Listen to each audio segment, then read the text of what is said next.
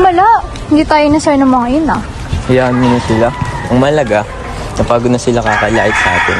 Sa bagay. Tara, doon muna tayo sa swing.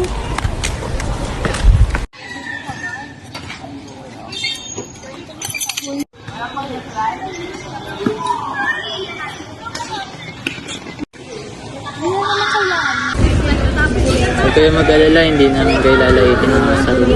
Nandito kami para humingi ng sorry sa mga panghusgang nagawa namin sa inyo. Pasensya ka na, Arkin, at naging makamasga ako. Sana mapatawad mo ako sa mga sasama mo ginawa sa mga. Pasensya na din dahil inusgahan namin yung kasarian na meron kayo. Pati na rin sa'yo, Bea. Sorry kung ginusgahan ko yung pag-iingitan mo. Sorry na din kung sinabihan kitang mahina dahil babae ka.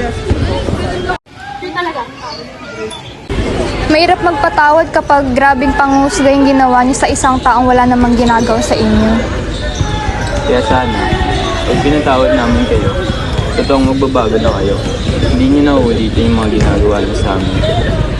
Huwag na sana kayo manghusgan ng iba dahil lang may iba yung kasarian nila sa inyo.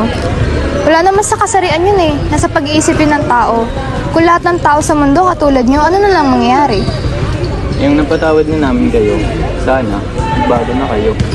Sobrang nakakaya yung ginawa namin, kaya salamat at pinatawad mo kami. Salamat, Bea, Arkin. Uy, Arlene! Tara, tawagan yung mga kaibigan natin. Magandang balita. Sige, Bes. May mga bading. Punta kayo dito sa park. May magandang balita kami sasabihin sa inyo. Sige po, siguraduhin mong matutuwa kami dyan ha. Pumunta na lang kayo. Bilis. Sige na, baboys. Sa tingin mo, ano yung sasabihin sa ng mga tao? Oo, sinakawan ako. Pero wala sa naman sa bagay si Arlene na ito. Malalaman din natin yan mga ate. Oh, ito na pala yung park Ano pala? Eh?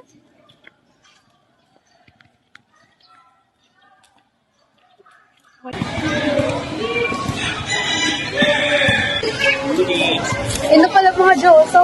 Baka...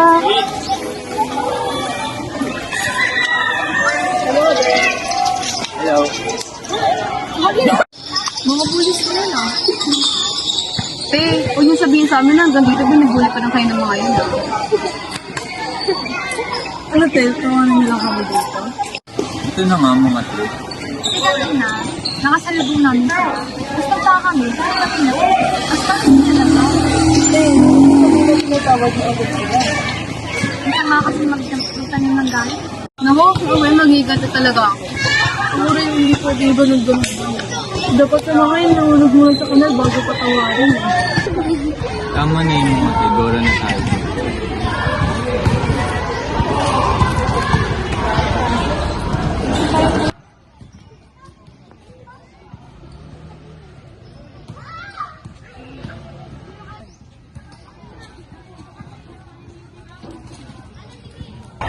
Alam namin na hindi naging maayos ang pakikitungo namin sila Arkin at Bea.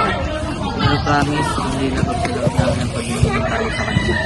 Sana patawarin niyo kami dahil na-realize namin naman yung ginagawa namin. Naku, pag nalaman, pag may ginawa lang talaga kayo sa kaibigan namin, nakikita niyo. Kaya alam mo ang daliri ko, susok sa mga mata niyo. Tama na yan, importante. Masaya tayo niyo. Oo nga. Naku, kundi lang namin sila kaibigan, pinag-isampan na namin kayo. Tara na, maglima na tayo. Tara.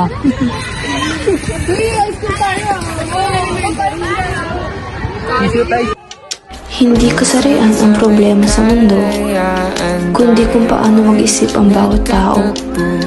Hindi din kasarian ang basehan para mamuno sa anumang aspeto. Huwag tayong manghusga ng tao kung ano sila at kung anong kasarian ang meron sila.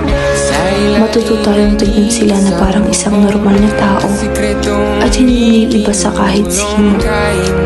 Tayo ay mga tao na pantay-pantay lang ang estado. Saan ka man patungo